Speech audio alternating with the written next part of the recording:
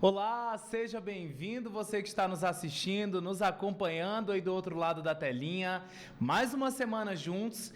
Eu, com minha cabeça de jirico aqui, esqueci de comemorar na semana passada, Gleison, que nós completamos aí 50 programas já no ar. Esse é o 51, de número 51, mas temos muitos bate-papos especiais aí no nosso canal para você acompanhar. Claro, a todo instante, disponível para você compartilhar com a família também, com os amigos, com quem se interessa. Muita gente bacana passou por aqui, quero agradecer a sua participação, você que é um internauta assíduo aqui nesse canal. Não esqueça, inclusive, de se inscrever aí, porque não tem só o Encena por aqui não, tem outros podcasts, tem também as coberturas que nós fazemos no interior do Acre, porque o Continet é onipresente, está em todo lugar, então você pode acompanhar tudo por aqui, tudo que acontece no estado inteiro, estamos nos principais eventos, é claro. E não esqueça também de nos acompanhar lá nas nossas redes sociais. O @Continet Notícias no Instagram está bombando. E essa semana eu fiz questão de trazer essa pessoa aqui, porque eu queria trazer há muito tempo, que é quase que um clamor das massas. Porque eu conheço desde que eu comecei a entender a política no Acre, na minha vida, que é o ex-deputado, auditor fiscal aposentado da Secretaria da Fazenda e atual secretário de governo de Gladson Cameli, Luiz Calixto. Seja bem-vindo, meu querido. Obrigado, Everton, pelo convite. É um prazer estar no seu programa. Muito honrado de estar aqui. Ainda bem que você é muito novo, né? Porque se você fosse mais velho, você teria me dado aí uns 100 anos, né? Pelo tempo que disse que me conhece. Mas, assim, eu gosto muito de política. Eu acho que é um instrumento necessário, é um instrumento de transformação. A boa política, né, feita com transparência, com integridade, com honestidade, ela é quem vai encaminhar a resolução dos problemas da nossa sociedade. O grande mal que nós enfrentamos hoje é porque, de certa forma, a população desacredita na política, né? E o que eu tenho a afirmar é que a maioria dos políticos são pessoas de bem, são pessoas corretas, são pessoas honestas. Ocorre que o escândalo de um contamina a benfeitoria de milhares. Mas eu não conheço um outro método, eu não conheço uma outra forma de resolução dos problemas da sociedade que não seja por meio da política, por meio de uma decisão política. Então é por isso que eu estou nessa atividade. Tive a honra de ser deputado por 3 mandatos seguidos, de 98 a 2010, de 99 a 2011, na verdade, e dei minha contribuição num momento muito difícil, né? Nós não tínhamos isso aqui, nós não tínhamos rede social, o Facebook era uma coisa embrionária, nós tínhamos o Orkut. Hoje a informação anda numa velocidade incrível, né? Absurda. Eu imagino a luta que vocês que trabalham com site não têm de manter atualizado o leitor, porque é uma velocidade muito, muito grande, né? A notícia vence com uma rapidez imensa. Então, é uma tarefa muito árdua ser jornalista de site, de internet, porque o povo precisa a todo instante, a todo minuto de uma novidade. Como diz o Caetano Veloso, é doidelícia, né? Agora, Calixto, eu queria falar contigo um pouquinho sobre a tua história de vida de início, porque quando eu disse que comecei a entender de política, acompanhando um pouco do seu trabalho, também do Edivaldo, vocês que foram colegas naquela época, porque em 2011 eu peguei o final ali, que acho que foi quando você deixou... Eu perdi a eleição. Foi. Ali em 2011 foi quando eu comecei a entender o que era uma Assembleia Legislativa, por exemplo, como que funcionavam os poderes. Mas é interessante porque, olhando para a tua história, você é um auditor fiscal. E aí o que acontece? Não é muito comum que a gente tenha um auditor fiscal ingressando na política, trabalhando nos bastidores. Geralmente, quem ocupa esse cargo permanece nesse cargo a vida toda, se aposenta e não quer saber de política. Mas no seu caso foi diferente. Você ingressa na política, você se destaca na política. O que aconteceu aí? Porque é muito interessante. Parece que você tem mais tempo na política do que como auditor. Ou não, tá ali... Muita gente pensa que eu sou muito mais político do que técnico. Uhum. Mas, de fato, eu milito politicamente desde a época da juventude do PMDB. E nós tivemos grandes nomes revelados na política, que eram verdadeiras escolas, né, de democracia. O MDB, o PMDB, junto com... Nós tínhamos duas forças políticas consolidadas, o PDS, que é o sucessor da Arena, e o PMDB, que foi à época o sucessor do MDB, que hoje voltou a ser MDB. E nós tínhamos aí muitas pessoas, né? Wagner Salles, Normando Salles, Ayrton Rocha, tantas pessoas que passaram e contribuíram, né? Que depois foram prefeitos, foram deputados. O governador na época era Nabor Júnior, ele estimulava muito. Então eu comecei minha militância política em Tarauacá, né? E lá não disputava mandato, nunca fui candidato a vereador. Tinha um desejo de ser candidato ao prefeito em Tarauacá, mas não consegui, também não insisti muito. Mas eu venho de uma formação onde o debate preponderava, onde a discussão era a regra.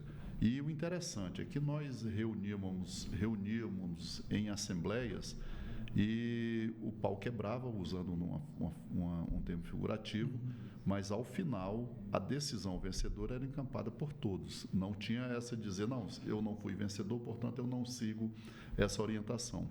E a política é isso, você tem que se moldar, você tem que se balizar pela decisão da maioria.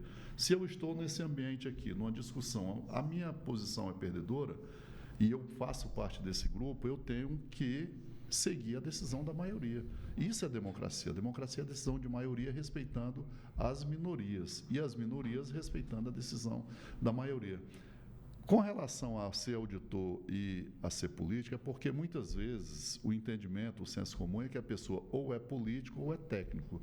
Mas dá para ser as duas coisas ao mesmo tempo. E todo mundo é político, né, Calixto? Ser técnico, ter uma formação técnica como eu tenho, né, auditor de carreira aposentado, formei em economia, né, na Universidade Federal do Acre, mas eu tenho uma visão política das coisas. Eu não sou limitado, bitolado, porque tem gente que diz assim, não, eu sou técnico. Ah, então não serve, meu amigo. Ah, eu sou só político. Não serve, porque o político precisa ter conhecimento técnico. Exato. E o técnico precisa ter traquejo político. Somando as duas coisas, a gente consegue evoluir com mais facilidade. Eu acho que um questionamento aristotélico seria quem não é político, né? Eu acho que quem se entende não político está sendo até tragado por esse momento que a gente está vivendo. Tem uma frase acho que é do Fernando Henrique Cardoso, que ele é muito sábio, né? Um intelectual muito preparado, um extraordinário presidente, né? Ele disse que quando não se encontra uma saída pelo meio técnico ou pelo meio jurídico, você encontra pelo caminho da política. Perfeito. E eu mesmo, nessa minha atividade, já fizemos muitas coisas que os técnicos embargavam, os juristas criavam obstáculos. Não, vamos fazer o seguinte, vamos pegar o caminho da política, atendendo a regra, atendendo a lei. Política é diálogo, política é relacionamento, política é entendimento. Política é conversar, é entender a diversidade, é entender o opositor, é entender que nem todo mundo é obrigado a pensar como você pensa. E a partir do momento que você se posiciona desta forma, você começa a encontrar saídas. Então, a política ela é, digamos que, o recheio entre o técnico, o jurídico, né, e aqueles tecnocratas que acham que se trancam dentro de uma sala, né, à frente de um computador, são competentes, são técnicos competentes, mas não conversam, não dialogam. E sem diálogo a sociedade não evolui, a democracia não se consolida. É por isso que eu te digo, olha, é muito bom que um técnico tenha uma formação, uma visão política das coisas, uma visão de sociedade. E, da mesma forma, um político tenha conhecimento técnico para, quando ele for discutir alguma coisa, ele não ser tragado pela ignorância de não conhecer determinados assuntos. Portanto, na política, você diz assim, Calixto, mas você não é médico, mas eu tenho que ter conhecimento necessário para saber como funciona um hospital, como funciona uma regulação, como funciona um pronto-socorro. Claro que eu não vou substituir um médico, mas eu tenho que ter um entendimento de como é que eu dialogo com e para não ser negacionista também. Também, né? Então, você não necessariamente eu preciso ser engenheiro para discutir politicamente a necessidade de uma obra viária, por exemplo. Então, a gente tenta conciliar as coisas, evidentemente, que, neste caso, você se assessora tanto com bons técnicos, né? Pessoas que têm uma formação científica muito boa, mas você tem que ter uma visão política de como você dilui, como você distribui aquilo no conhecimento popular. Calixto, claro, você segue na política, mas agora trabalhando mais nos bastidores, porque você não tem nenhum mandato. Mas o que eu quero saber de você é, você pretende, algum dia ainda da sua vida, voltar a disputar algum cargo eleitoral, algum cargo político? De forma nenhuma. Eu sou uma pessoa que valoriza a política. Como falei aqui no início, eu acho a estrada mais curta para a resolução dos problemas da sociedade, que é o entendimento, o diálogo. Agora, para disputar a eleição, não. Eu já disputei 4 eleições, venci 3. Portanto, eu me considero contemplado, me elegi e me reelegi por 2 vezes consecutivas, sem estruturas financeiras, sem esse aparato estrutural das campanhas que a gente vê hoje em dia, mas eu prefiro o trabalho da conversa, da articulação, da aproximação, do relacionamento. E eu não disputarei mais eleição, já isso é um fato consumado. Não tenho mais motivação para pedir voto para mim, como eu tinha, né, e muito disposto, tanto que ganhei 3 eleições consecutivas. Mas hoje eu quero trabalhar na articulação. E estou cumprindo um papel, Everton, assim, para mim, inusitado, gratificante, que está somando muito a minha formação humana, é que eu nunca havia sido cargo comissionado na minha vida, ainda que muita gente pense que eu tenha sido. Eu sempre fui funcionário efetivo ou fui deputado eleito, portanto, eu nunca fui nomeado. Fui nomeado agora na segunda gestão do governador Gladys Camili, uma pessoa que eu tenho muita honra em servir ao governo dele, uma pessoa extremamente carismática, uma pessoa que sabe que é professor em relacionamento pessoal, né, um carisma fora do comum. Então, e por que é inusitado? Porque eu passei os 20 anos do PT fazendo 18 de oposição. Aí eu atuava como, digamos, como eu tocava fogo na fogueira. Na oposição. E hoje eu tento agir como um bombeiro, ou seja, tentando pacificar, tentando entender, tentando conciliar. Então, são 2 coisas que se completam, né? Eu fui opositor e hoje sou governo, né?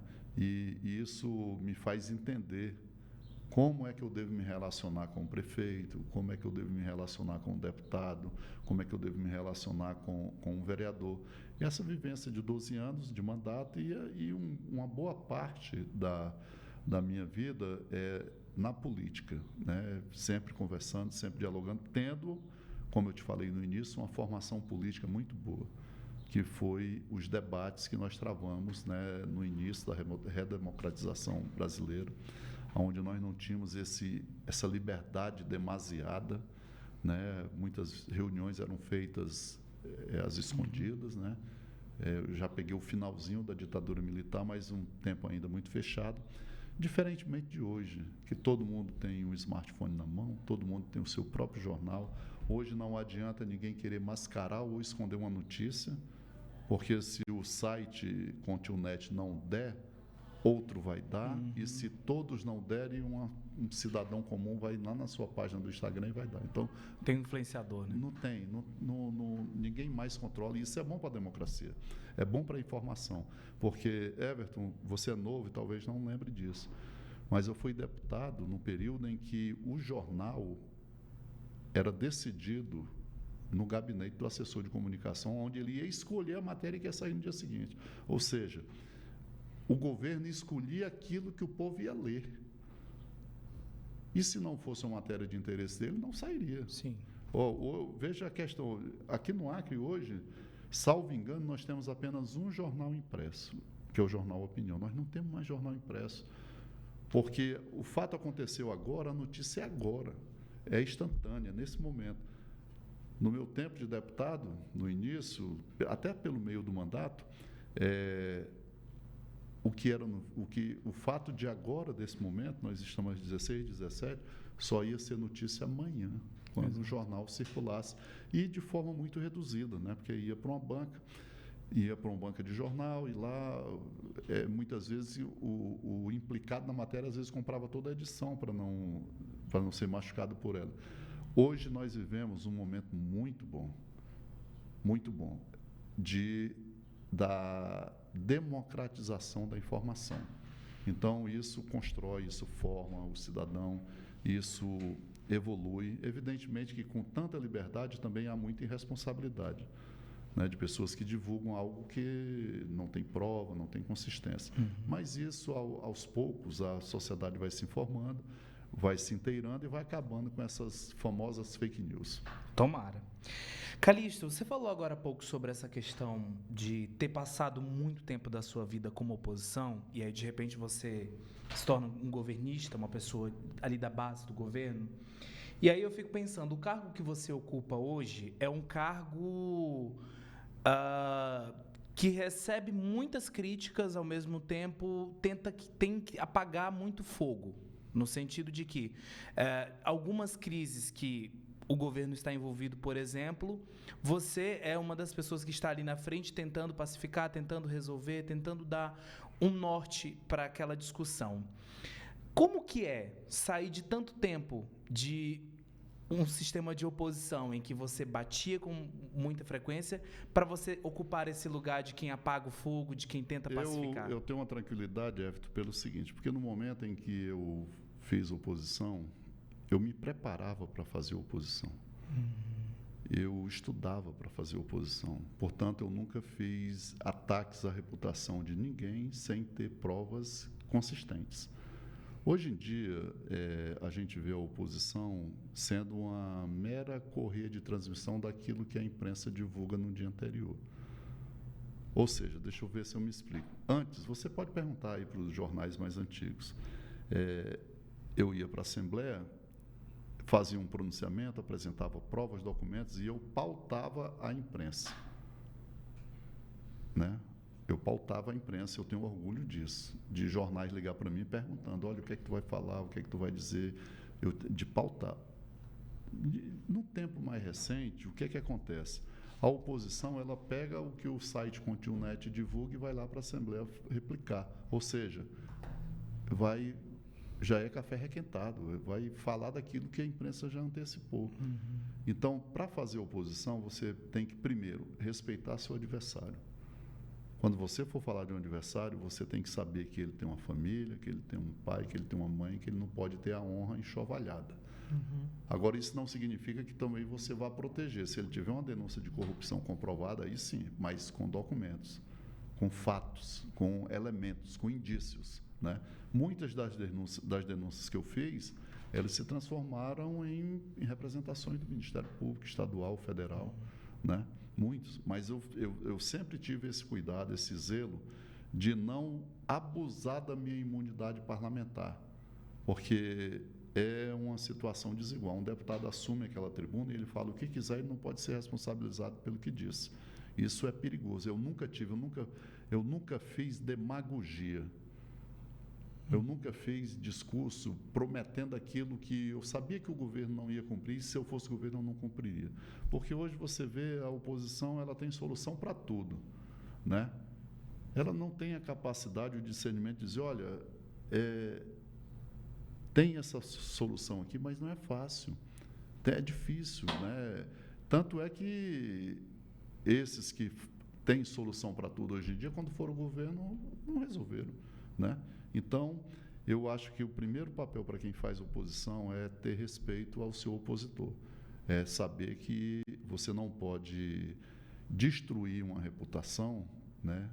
Pode moer a dignidade de uma pessoa, assim, pelo simples fato de dizer que a oposição é que está falando debaixo do manto da imunidade parlamentar.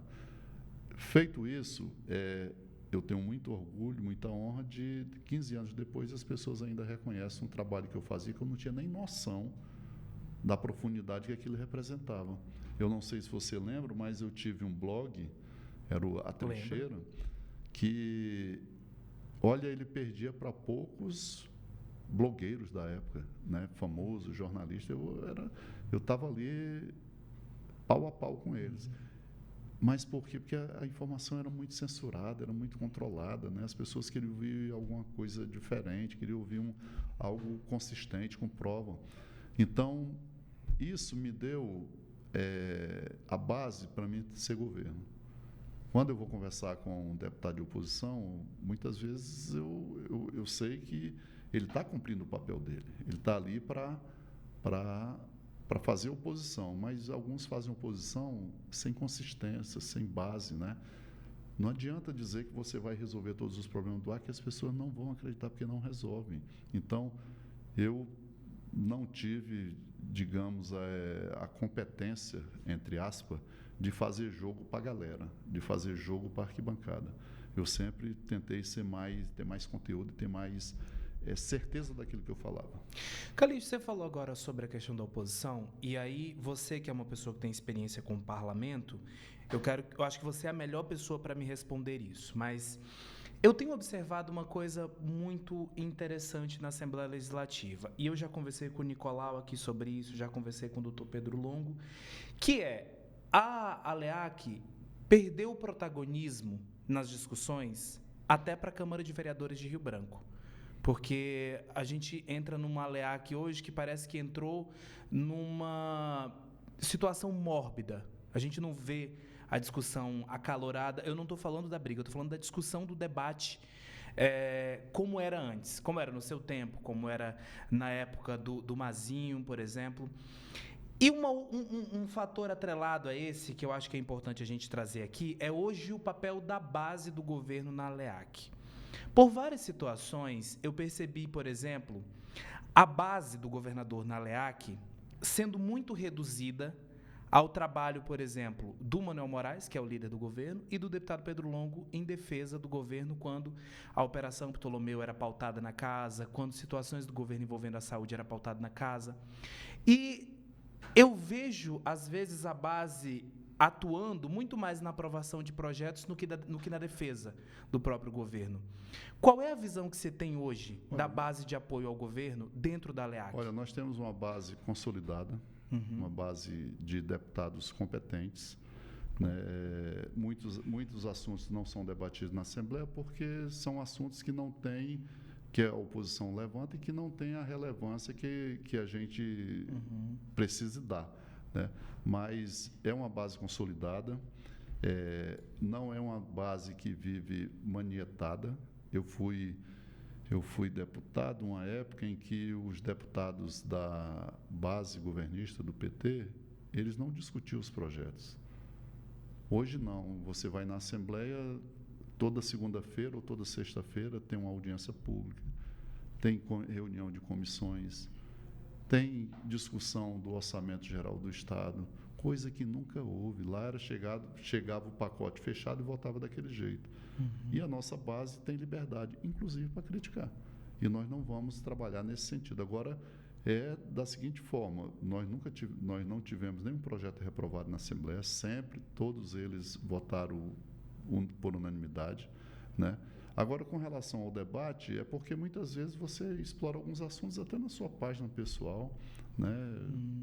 Nas suas reuniões, mas, assim, eu não posso dizer que a nossa base parlamentar ela é fiel ao governo. Ela é fiel ao governo e quando tem algumas coisas que eles não concordam, expõe, a gente corrige, né? Nós não vamos agir de forma ditatorial, nós não vamos empurrar nada goela abaixo. Evidentemente que tem algumas matérias, tem alguns projetos de lei que eles têm uma polêmica natural, né? Uma polêmica natural. Quando você fala de projetos tributários, né? Quando você fala de estrutura, sempre vai haver divergência, sempre vai haver discussão. Mas eu considero a nossa base muito preparada, né, uma base unida, tanto é que nós não tivemos até hoje nenhuma reprovação de nenhum projeto de lei. Ok. Falando em base, vamos falar um pouquinho agora sobre algumas questões que são gargalos. Eu acho que você também é a melhor pessoa para me responder isso, até pela forma, pela proximidade que você tem com o governador Gladson Cameli. E eu ouso dizer que você é um dos braços direitos dele nessa situação, até pela relação com a imprensa e tudo mais, que envolve a criação desse novo cargo. Você me respondeu muito tecnicamente toda a questão envolvendo esse novo cargo dentro da Secretaria de Turismo, que é o cargo de secretário adjunto. O que acontece é que a oposição dentro da Assembleia tem dito que não faz sentido, como o Edivaldo, por exemplo, que diz que não faz sentido a extinção do cargo, tanto que ele pediu vista do projeto e avaliar o projeto. O deputado Emerson Jarudi disse que o TCE precisava se posicionar diante dessa situação. Na sua opinião, a criação desse novo cargo não tem nenhuma irregularidade? Você disse que isso atende à questão de remanejamento. Aliás, nós temos outras secretarias que também precisavam da criação de um cargo de secretário adjunto. Por exemplo, a Secretaria de Governo, que eu estou como titular agora, tem uma secretaria adjunta. A Secretaria de Obras, que é uma secretaria imensa, ela também tem uma secretaria adjunta. O secretário da Fazenda, que trabalha com infinidade de problemas, né, do financeiro do Estado, tributária, da despesa, tem 2 secretários adjuntos. A Educação tem 2 secretários adjuntos. É necessário, é uma secretaria imensa. A Secretaria de Saúde, nós temos um secretário e 2 secretárias mulheres adjuntas. Da mesma forma, a Secretaria de Turismo. A Secretaria de Turismo, ela cresceu de uma forma que precisou ser modernizada a sua estrutura administrativa. Agora, esta senhora que está assumindo, é preciso dizer que ela já era diretora da secretaria. Ela já era diretora. Ela não é uma pessoa nova que chegou de paraquedas e que caiu hoje. Ela é diretora da Secretaria de Turismo desde o início. Ela foi promovida à condição de secretária adjunta porque tem méritos, porque tem qualidades. Ela não foi uma pessoa que estava lá dentro de casa, assistindo novela, indo para a academia. Ela é uma executiva de competência. Ela já era diretora, ela passou de diretora para secretária adjunta. Por quê? Porque há uma necessidade da Secretaria de Turismo, que trata com os pequenos negócios, que trata com o turismo do Estado, trata dos eventos do Estado. E o secretário precisa de uma pessoa que tenha poder de decisão igual a ele quando ele não está presente ou quando ele não pode estar em determinado segmento. Então, a oposição fez esse estardalhaço todo e nós entendemos que fez porque não tem uma outra pauta para fazer, mas nós não podemos simplesmente condenar a criação, porque a oposição não quer, não. O governo precisa deste cargo. Você quer um exemplo? Nós precisamos criar adjuntas em outras secretarias. Não criamos porque não tem espaço financeiro para isso. A Secretaria de Habitação, por exemplo, o secretário reclama: rapaz, eu preciso de um adjunto, eu preciso de alguém que esteja junto comigo, que tenha poder de decisão, que vá para Brasília. Nós temos outras secretarias que precisam disso. E criar um cargo que tenha justificativa não é nenhum pecado, não é nenhuma irregularidade. A prova é tanto, Everton, que quando nós votamos a última reforma administrativa, o PCdoB ingressou na Justiça, né, questionando ilegalidade, e me pergunte qual foi o resultado. Perdeu. Portanto, se alguém acha que a criação da Secretaria Adjunta é irregular, entra na Justiça que também vai perder, né? Nós não podemos ser tutelados, nós não podemos ser conduzidos por discurso da oposição. Ela está fazendo o papel dele, né? Não tinha nada que falar, nós criamos um cargo que está dentro dos parâmetros das leis orçamentárias. Nós não aumentamos despesa.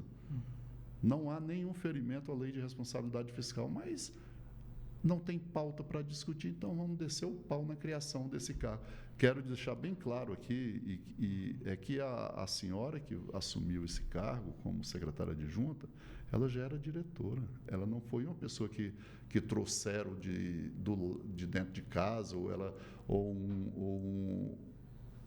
me desculpe, uma madame que não fala. Ela já é uma executiva da secretaria. Então, não vejo esses motivos, entendendo apenas que a oposição, na falta do que falar, vai falar disso. Calixto, eu quero tocar num outro ponto aqui que envolve esse PCCR da saúde, porque Conversei com o Adailton ainda ontem, ele disse que os sindicatos deflagraram uma paralisação no próximo dia 18, vão fazer uma manifestação em frente à Assembleia, e ele disse que o Estado não cumpriu com o que prometeu em relação à entrega do projeto do novo plano de cargos, carreira e remuneração. E aí o que acontece? Ele afirma que o Estado tem colocado essa questão da lei de responsabilidade fiscal, impedimento por conta da porcentagem baixa que foi aberta nesse mês agora, nesse quadrimestre agora. E o que eu quero saber de você vai ser possível conceder esse PCCR em algum momento? Como que está a discussão sobre isso? O Estado vai conseguir entregar até o dia 18 para evitar essa paralisação? Ontem, né? Segunda-feira, ontem, eu conversei com o deputado Adailton, um deputado com o qual eu tenho um bom relacionamento. Conversei com o presidente do Sindicato da Saúde, o Jean, exatamente por esse tema. O plano da saúde está em andamento. Foi feita toda a construção da estrutura do plano. E essa construção foi feita de comum acordo com os sindicatos. Eles participaram de todas as discussões. É um plano que foi construído por uma empresa renomada, a Fundação Dom Cabral, que o Estado pagou para fazer este plano. Ou seja, um fato inédito na história política e administrativa do Estado, e, salvo engano, é o primeiro plano que o Estado paga uma empresa para construir. E foi feito isso tudo em comum acordo com todos os sindicatos e ouvindo a diversidade de todas as categorias da saúde. Na saúde nós temos 114 categorias. Técnicos, enfermeiros, radiologistas, médicos, psicólogos, todos são 114, para você ver a complexidade de um plano desse. Isso está construído, pacificado com os sindicatos. Feito isso, o plano foi para a Secretaria de Administração para fazer o impacto financeiro, ou seja, para dizer assim, quanto custa isso? Quantos milhões custa a implementação desse plano? E se o Estado tem condições de assumir esse custo? Porque não é apenas assumir o custo de um plano, tem que saber se tem condições de pagar, porque no final, no dia 28, o servidor público quer saber do salário. Eu também sou servidor público. Quando chega no dia 28, eu quero o meu dinheiro na conta. Isso foi feito. Ou seja, a estrutura do plano está pronta, o impacto financeiro está feito, o plano está na Procuradoria-Geral para que ela analise todos os aspectos jurídicos, se está tudo dentro da lei, para não ter questionamento.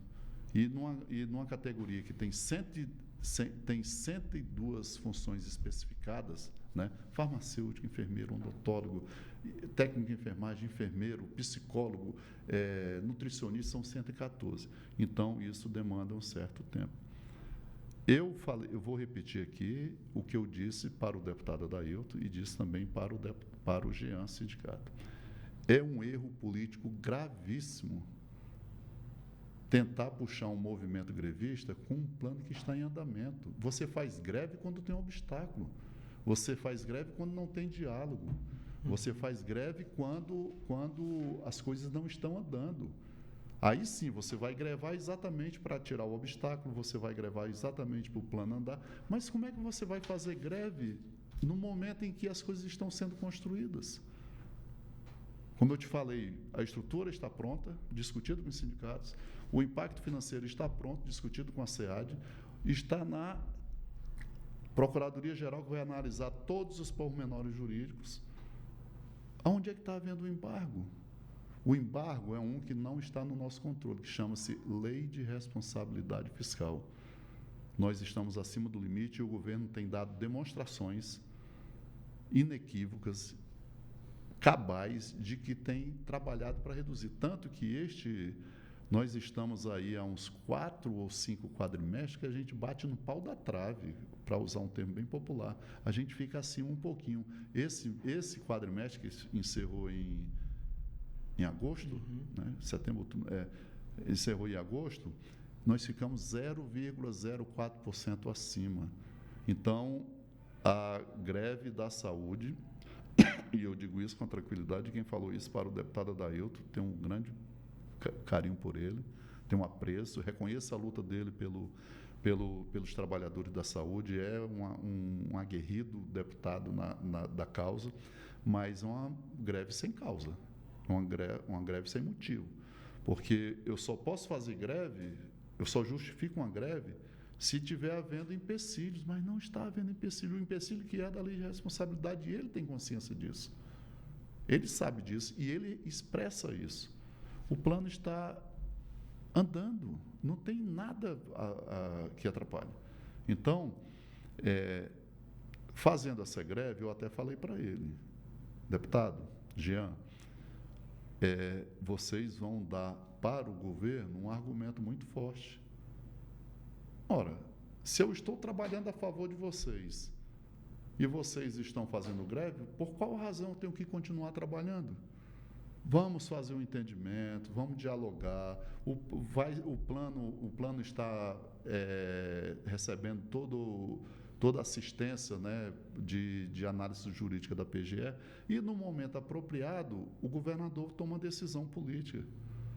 Quando a gente tiver a permissão fiscal, mas agora não há motivo. Eu queria saber qual é o motivo que tem para se fazer uma greve de algo que está em negociação, que está em andamento. Então, eu acho que... Eu falei isso para o Jean, né? Falei isso para o deputado Adailton, repito, respeito os dois, gosto dos dois. O deputado é um deputado governista que vota as matérias do governo, que apoia o governo, apoia a nossa candidata, mas eu acho que é um erro político grave de você chutar na canela de quem está contribuindo. Ok. Calixto, vamos passar agora para o segundo bloco dessa entrevista, que envolve eleição, discussão sobre esse cenário que está aí se colocando agora. E aí eu quero saber de você, porque você está por dentro dessas discussões também, como que está a estruturação dessa base do governador Gladson Camelim em relação a 2026. E aí a gente tem o governador como um pré-candidato ao Senado, já pela forma como ele tem se colocado aí, e tem uma segunda vaga aí nessa composição, na disputa ao Senado, né? A gente sabe que você já fez críticas ferrenhas ao senador Márcio Bittar, e em algum momento você disse que poderia ter o Bocalon nessa segunda vaga disputando o Senado.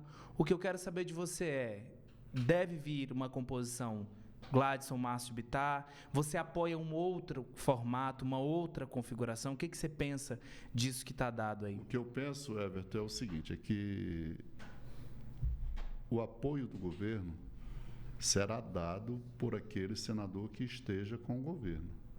Porque senão é contraditório. Como é que o governo vai apoiar alguém que não está o apoiando? Como é que a governadora Maísa Cix vai dispensar o apoio do governo a um candidato ao Senado que não está apoiando ela? Isso não existe, isso é masoquismo, né? Então, o que é que eu defendo? Defendo de forma incondicional a candidatura da nossa vice-governadora Maísa Cix, que assumirá o governo no dia 4 de abril. Ela será a governadora do estado, com o afastamento do nosso governador Gladson, que disputará o Senado. Então, eu já tenho definido, do meu ponto de vista, a governadora Maísa, sem dúvida, não tem questionamento. É a mulher que eu considero preparada para dar prosseguimento e fazer os ajustes que se fizerem necessários no governo. O governador Gladson Camelim, que é inquestionável o carisma, a popularidade, as pesquisas indicam isso para o Senado. E nós temos uma segunda vaga. Evidentemente que essa segunda vaga, ela será, no meu entendimento, ela será discutida com aquele que apoia o governo. Porque não tem o menor sentido o governo apoiar uma pessoa que esteja apoiando outro candidato ao governo. Então, esse candidato ao Senado, necessariamente, obrigatoriamente, tem que estar no palanque da governadora Maísa. Isso é normal, isso é o lógico, é o básico, é simples. Pode ser o senador Márcio Bittar? Pode, e eu acho que deveria ser. Você acha que deveria ser? Deveria ser, mas ele precisa dar a contribuição dele. Ele precisa também, para ele receber o apoio da governadora Maílza, ele precisa também apoiá-la. Isso é política via de mão dupla. Como é que eu vou te apoiar se tu não me apoia? Isso não existe, né? Então, acho que o senador tem esse entendimento também, né, de um governo que tem uma popularidade extraordinária, um fato incomum num governo que está indo para o seu 7º ano. O normal, o esperado é estar na fadiga do poder, no cansaço do poder, e hoje o governador Gladys Cameli, o governo dele alcança índices extraordinários de popularidade, né? Então, é um cabo eleitoral muito importante o governo do Estado do Acre. O governo do Estado é um cabo eleitoral muito importante. E ele vai dedicar o seu apoio àquele que retribuir. Eu acho que o senador Márcio Bittar, ele reúne todas as qualidades. Tive divergência, já fui aliado do Márcio, tive divergência, não tenho problema nenhum em votar no Márcio, mas desde que ele esteja no nosso palanque, que ele esteja na nossa caravana. Eu acho que, sinceramente, que ele perde um pouco do time, do tempo, né, de não se definir, né, e na indefinição o espaço fica vazio. E na política, espaço vazio é ocupado, né, é ocupado por outra pessoa. Eu acho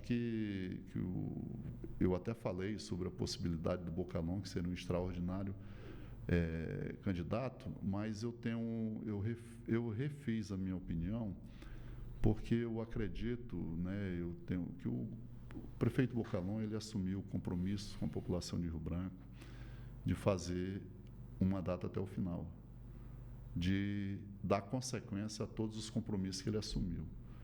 E não sou simpático a essa ideia de prefeito abandonar o mandato no meio para prosseguir por outro objetivo, porque isso acaba sendo, de certa forma, um descompromisso com aquilo que ele assumiu em praça pública, nos programas eleitorais, nas reuniões, que é cumprir o plano de governo. Você não pode simplesmente chegar na metade do mandato e dizer, não, deixa isso para lá, isso aqui já não me interessa mais, eu vou atrás de outra coisa. Então, acho que o prefeito Bocalhon deveria prosseguir com o mandato dele até o final, concluir, né, o cumprimento de seus compromissos, né? A governadora Maílza sempre foi parceira dele, sempre apoiou o Bocalhon em todas as empreitadas que ele enfrentou, e eu acho que ela merecia agora uma retribuição. E a melhor retribuição seria ele ficar na prefeitura, dar prosseguimento ao cumprimento das suas tarefas, né, dos seus compromissos, e apoiar a governadora Maílza. Eu tenho receio com o prefeito que larga o mandato no meio. Nós temos 2 exemplos aqui de mal-sucedidos. O Flaviano, quando largou a prefeitura, ele estava no auge da sua popularidade. Perdeu a eleição. Estava no auge da popularidade, o Flaviano, com aquele programa de prefeitura na rua, asfaltando tudo aí, né? E, de fato, ele foi um bom gestor, ele perdeu o mandato. O Marcos Alexandre também largou o mandato pelo meio, deixou compromissos pendentes e perdeu a eleição. Então, a população ela não entende com muita clareza esse fato de um prefeito se eleger, né? Você acha que com o Gladson isso não acontece? Não há uma crítica em relação ao Gladson? O Gladson vai largar o governo com 9 meses. O Bocalhon vai largar o governo faltando 2 anos e 9 meses para o final. Entendi. É diferente, né? É diferente. Então, o governador, o prefeito, voltando ao assunto, desculpa, eu falei governador, eu acho que ele tem tarefas a cumprir, né? Compromissos ainda que precisam ser concluídos, e eu não sei se a população entenderia bem largar pela metade para assumir outros compromissos, quando você tem um prosseguimento de uma pessoa que é aliada dele, né? E que ele também é aliado dela. Então, nós não temos por que nos dividir. né? Fica todo mundo junto. O Bocalão continua na prefeitura, Gladson vai para o Senado, Maílza assume o governo e vai disputar a reeleição com chances concretas, né? Isso é inquestionável. O desempenho dela é maravilhoso e nós temos a chance de continuar, né? E de corrigir erros que nós cometemos, né? De corrigir falhas, de corrigir rumos. E ela é a pessoa que eu acho que é moldada para conduzir esse processo. Calixto, tem uma situação agora que, inclusive, eu não consegui ainda falar com o presidente do MDB, que é o ex-deputado Wagner Salles, o ex-prefeito Wagner Salles, e estou tentando várias vezes conversar sobre isso. Não sei o que acontece, que ele ainda não me respondeu a respeito desse assunto. Mas tem se discutido muito essa situação do MDB com relação aos pré-candidatos ao governo. O Alan estava ali namorando com o MDB, fez uma visita ao partido, membros do partido disseram que eram simpáticos à candidatura dele. A vice-governadora esteve lá, namorou também o partido, disse que também é simpática a entrada do partido na base de apoio à candidatura dela. O governador, sentado aqui comigo, disse que não é um namoro, mas é um noivado com o MDB que está selado. Só que isso me parece mais uma relação não monogâmica, porque eu não sei como que isso está definido. Está namorando um monte de gente? Está casado com quem? Está noivado com quem? E aí, a pergunta que eu quero fazer para você é: o MDB está na base de apoio à pré-candidatura da vice-governadora Maílza? E, emendando essa pergunta, tem a possibilidade, como está sendo discutido nos bastidores, de o MDB ganhar cargos dentro do governo? Olha, eu militei no MDB, no PMDB, há muito tempo. O PMDB, ele é um partido democrático, um partido de discussão. Portanto, ele conversa com todas as correntes políticas, e isso não mudou. O PMDB tem essa virtude. Então, eles conversaram com o senador Alan, conversaram com a governadora Maílza. Se tivesse um outro candidato, eles conversariam também, mas eles não assumiram compromisso com Alan. Os vereadores assumiram.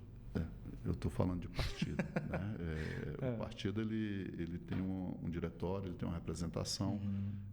O que um filiado faz individualmente não representa o pensamento do partido. Nós, no dia que a governadora esteve no PMDB, eu também estive. E você falando em namoro, o Gladson falou em noivado, lá eu usei uma frase: nós viemos aqui pedir o PMDB em casamento. E quero te dizer que o par de alianças está comprado. E moldado no dedo do PMDB. O PMDB, se Deus quiser, as conversas estão bem avançadas, são conversas venturosas, discutindo plano de governo, discutindo rumos de governo. Temos pessoas no PMDB experientes, pessoas que têm capital eleitoral.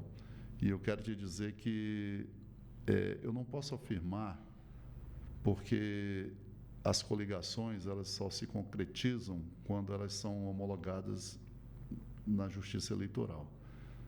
Mas digamos que o termo já está, vou usar um termo figurativo, entendam bem, a certidão de casamento já está minutada. Então, se pode ter casamento, já teve noivado. Já teve noivado, nós já estamos nós já fomos para a lua de mel. Entendi. Sobre essa questão dos cargos, Calixto, é possível que o MDB... Não está sendo discutido isso. Não está sendo discutido isso. Perfeito. Ok. Vamos lá para a próxima pergunta, porque eu fiz essa pergunta para o Alan Rick aqui e eu quero fazer para você. Eu sei que você tem muitas críticas ao bolsonarismo, eu já conversei com você em relação a isso. Ao Bolsonaro especificamente, você já direcionou muitas críticas a ele. Mas a gente tem essa direita que tem dentro da sua forma identitária o bolsonarismo como característica. O governador Gladson Cameli, a vice-governadora Maílza, o senador Alan Rick, o prefeito Tião Bocalon, que é um bolsonarista declarado, o Alan Rick também. Mas a gente tem todas essas figuras que eu citei agora como figuras do bolsonarismo no Acre, ou que estão, de alguma forma, alinhadas a esses princípios do bolsonarismo. Quem é Calixto, na sua opinião, dentro desses nomes que estão dados aí na disputa ao governo de 2026? A vice-governadora Maísa, o senador Alan Rick, o prefeito João Bocalon.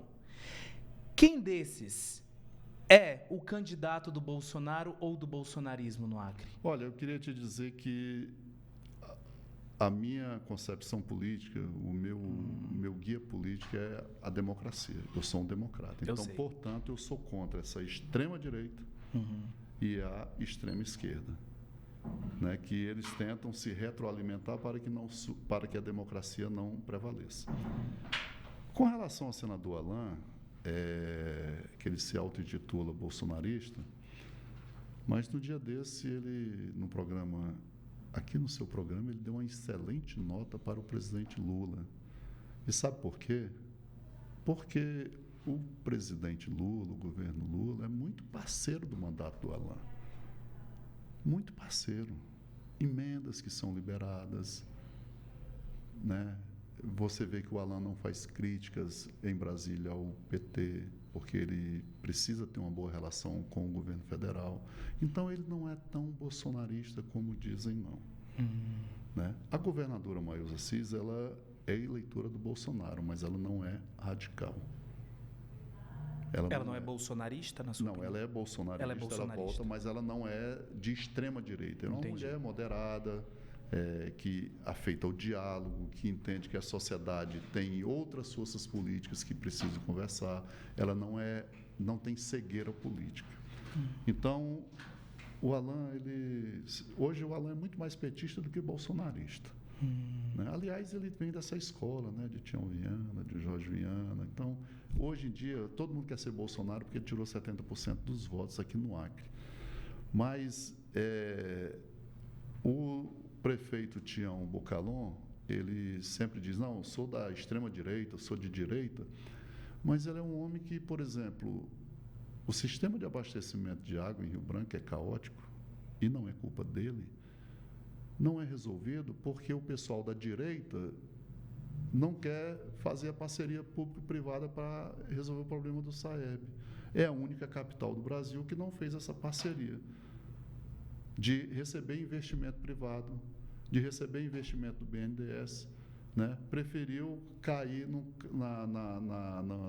aspecto cartorial, né, da legítima esquerda. Então, eu acho que, de todas aí, aqui é mais bolsonarista, sem ser radical, sem ser extremista, é a governadora Maísa Assis.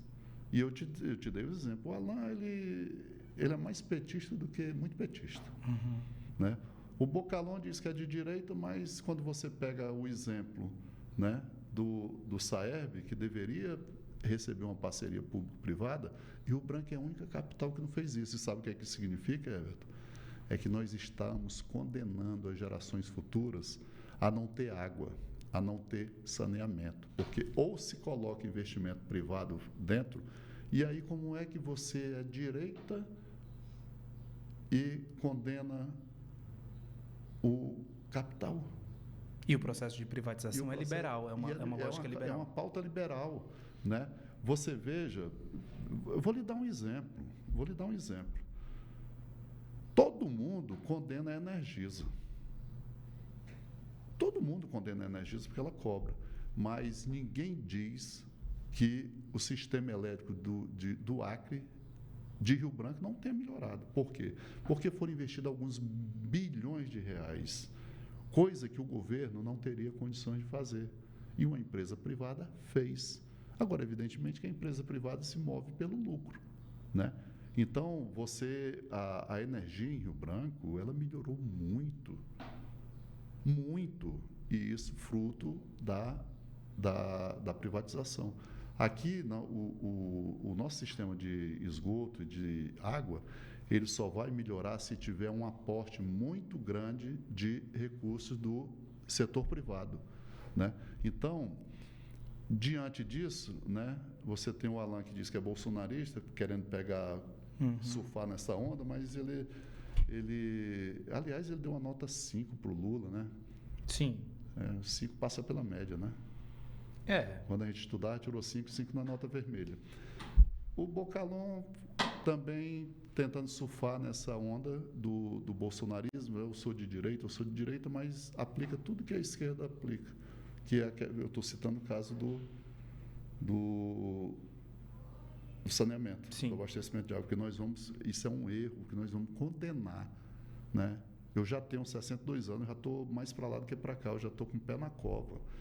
Mas nós não podemos condenar a nossa juventude a não ter saneamento, a não ter água na torneira, por falta de investimento, por falta de parceria público-privada, e Rio Branco negou isso. Então, você me perguntou quem é bolsonarista, eu acho que a governadora Maílza, ela se apresenta mais sem ser extremista, sem ser radical, sem ser da extrema-direita. O partido dela apoia o Bolsonaro, ela enquanto senadora, apoiou o Bolsonaro, mas não se viu dela nenhum gesto de extremismo. Ok. Você acha, então, que ela pode ser essa candidata do bolsonarismo e do Bolsonaro? Eu acho que não. Acho que o Bolsonaro, ele não é nem candidato, né? Mas ele tem uma forte... Ele é forte. Aqui no Acre é uma coisa assim impressionante, porque é um presidente que não fez nada no Acre e conserva 70% dos votos. Não se tem aqui, ninguém relaciona uma obra feita durante o governo do Bolsonaro. Você está desafiado a apontar. Não tem. Mas eu não sei, mas o voto não se orienta por isso, né? O voto não se orienta por isso. Mas é um movimento forte, que já foi mais forte, porque o povo está entendendo que esse radicalismo, esse extremismo, isso não é bom para a democracia. Na democracia é bom, Everton, quando você conversa com todas as correntes.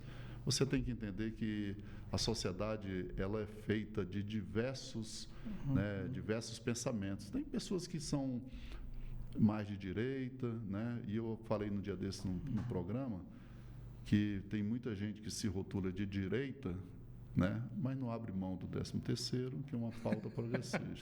Não abre mão do seguro-desemprego, que é uma pauta progressista. Não abre mão do terço de férias, que é uma pauta progressista, né? Não abre mão da liberdade sindical, que é uma pauta progressista. Então, eu não entendo muito, eu não gosto muito desse negócio de esquerda e direita, não. Prefiro me classificar como democrata, uma pessoa que dialoga com todos os segmentos. A gente carece de um letramento aí, né, político nesse sentido. Mas eu tenho umas críticas também em relação a isso.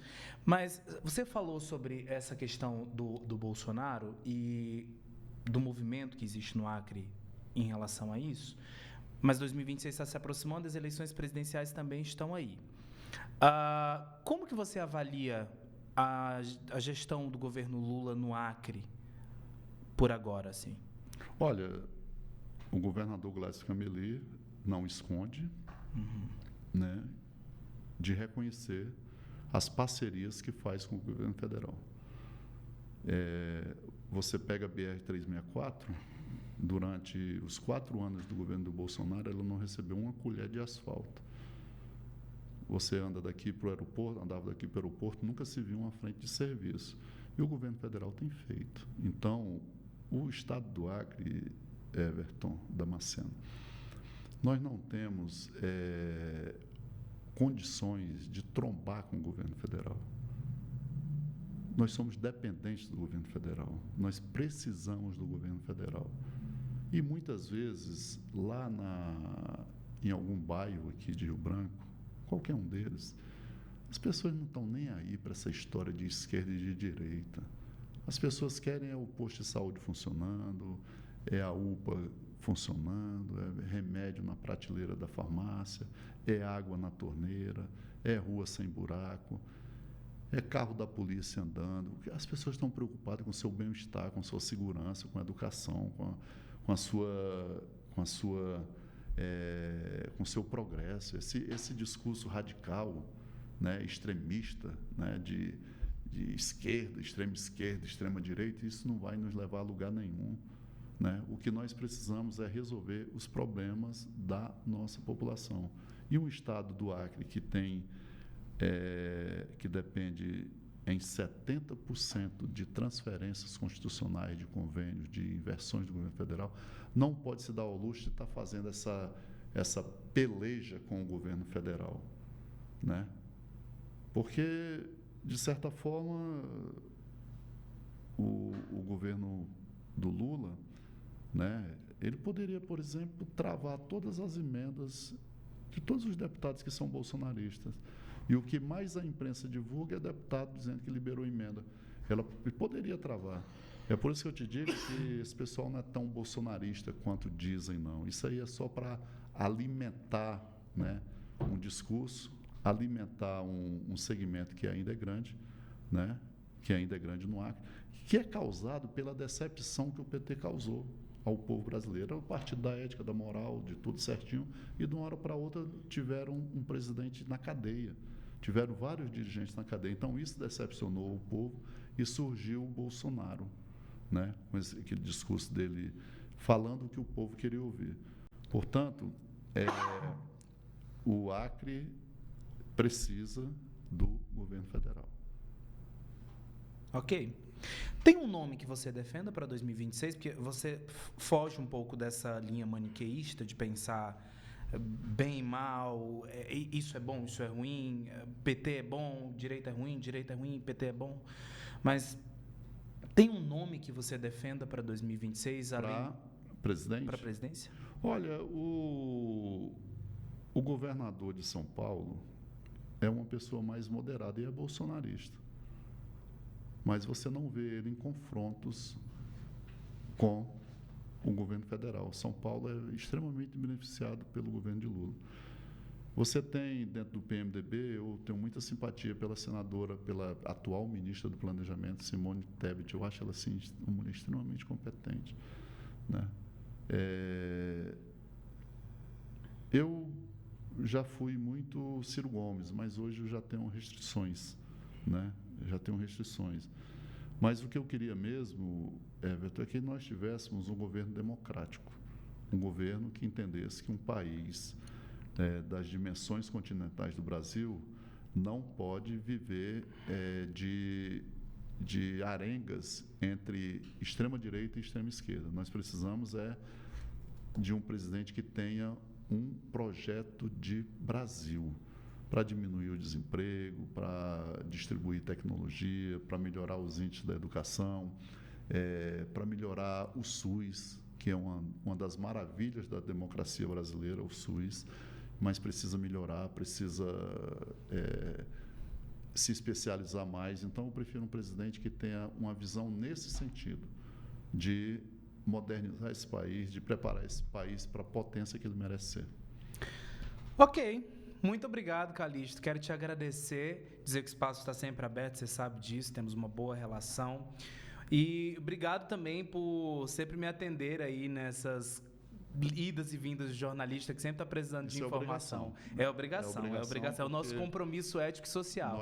Nós precisamos manter esse canal de comunicação sempre ativo, porque é através dele que a gente consegue desfazer algumas notícias que não são verdadeiras, algumas narrativas, né, que não se sustentam.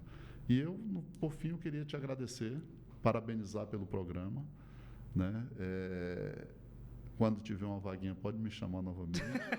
Eu sei que você não pode estar repetindo assim, porque a fila é grande, mas, Everton, foi um prazer e espero ter saciado as suas perguntas. Saciou, sim, muito bem. As do público, com certeza também, porque muito do que eu pergunto aqui vem de demanda do público. Mas quero te agradecer. E olha só, eu sigo com o Calixto por aqui, você segue nos acompanhando aí no nosso site. Lembrando que essa entrevista também fica disponível aí na página principal aí nos próximos dias, para você assistir de novo. Calixto falou muita coisa importante aqui que a gente vai repescar. Daqui a pouco tem cortes também aí para as nossas redes sociais dessa entrevista aqui, inclusive. Tem também notinhas na coluna Pimenta do Reino depois. Matheus deve estar já preparando lá os dedos para trazer muitas informações desse bate-papo aqui. Não esqueça também de nos acompanhar nas redes sociais, o Instagram tá bombando lá. Lembrando também que nós temos reportagens especiais aí no YouTube, matérias que foram feitas com muito cuidado, muita cautela. Uma delas sobre um programa de ressocialização. Eu quero muito tirar esse momento para falar para você dessa reportagem que vale a pena você assistir. Feita pelo meu querido amigo, competentíssimo Giovanni Calegário, que foi até lá no IAPEM, onde os apenados eles produzem instrumentos musicais como uma forma de ressocialização. Uma matéria muito impressionante, uma matéria muito emocionante também, arrancou boas lágrimas aqui da galera da redação. Tem também uma reportagem especial da minha querida amiga Suene Almeida, que foi até lá a reserva extrativista Chico Mendes e mostrou um pouquinho como que funciona ainda esse processo de extração da borracha. Conversou com o Raimundão, tem também entrevista com o Tchê, lá falando sobre o trabalho da Secretaria de Agricultura. Então confere tudo isso lá no nosso canal, aqui no nosso canal no YouTube, essas entrevistas especiais. Nós seguimos por aqui, semana que vem tem mais um convidado especial, então não esqueça de nos acompanhar nesse mesmo horário e nesse mesmo canal. Eu sou Everton Damasceno e a gente se encontra semana que vem. Tchau, tchau.